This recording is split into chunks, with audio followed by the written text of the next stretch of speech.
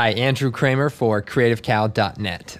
Okay, in this demonstration, I'm going to show you a cool new text effect inside of After Effects 7.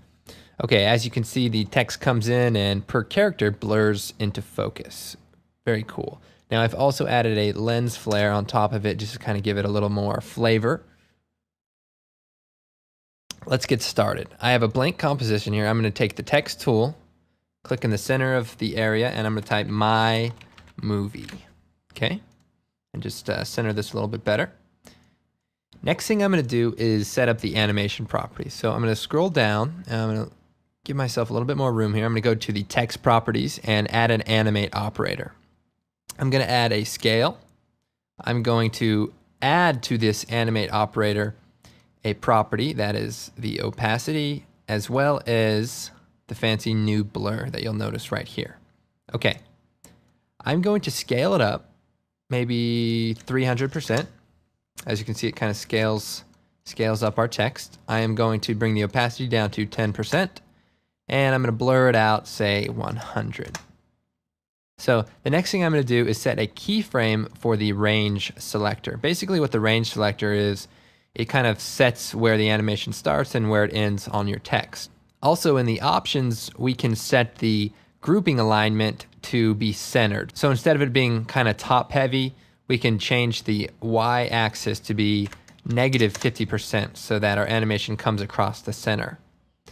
Also, if we turn the blur down temporarily, you'll see that the text kind of bunches together as it is being zoomed in. So what we want to do is change the anchor point grouping to a line, and that way it kind of spreads them out. I'm going to go ahead and switch these effects back on. I'm going to change the blur back to 100, and I'm going to bring the opacity down to 0.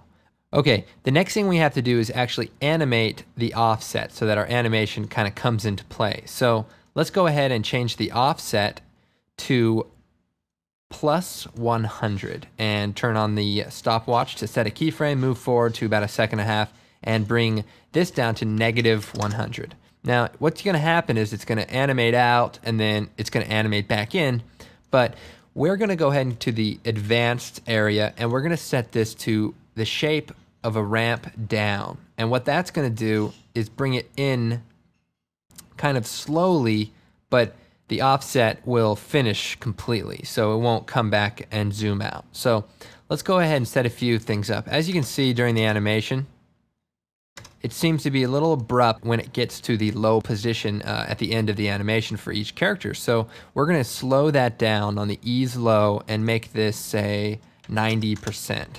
And let's go and preview that.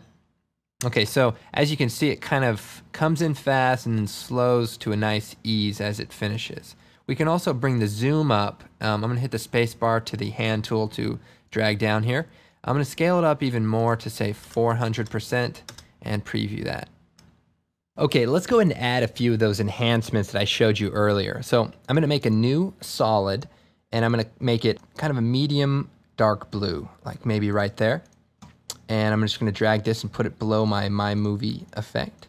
I'm going to make another new solid, this time a black one.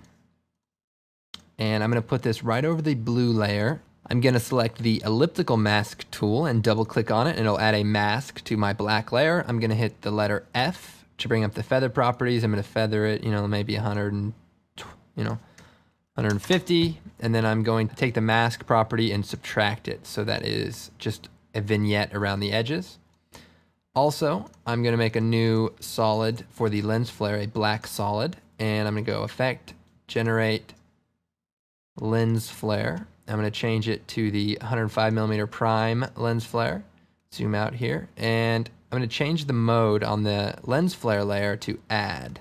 And let's go ahead and hit enter or return on the keyboard and type lens flare to keep track of these things.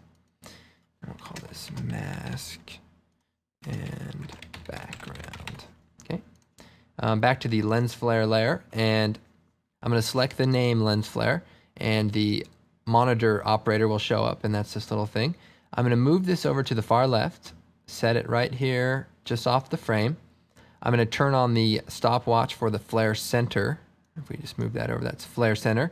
I'm going to hit U to bring up the keyframe to properties for this layer. Move forward to about second and a half or right after the end of the animation, I'm going to grab this little lens flare operator, hold down Shift so that it stays horizontal the whole time, and just move it just off frame.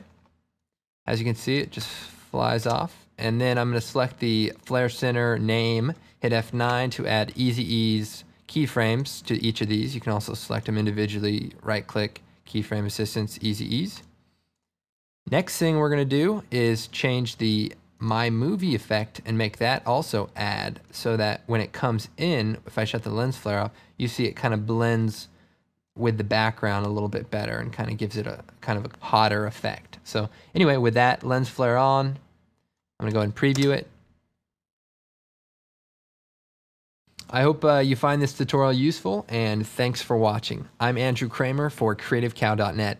You can also visit my website, www.videocopilot.net.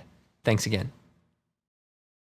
And as always, you can get the project files for this and other podcasts at www.creativecow.net/AE podcast.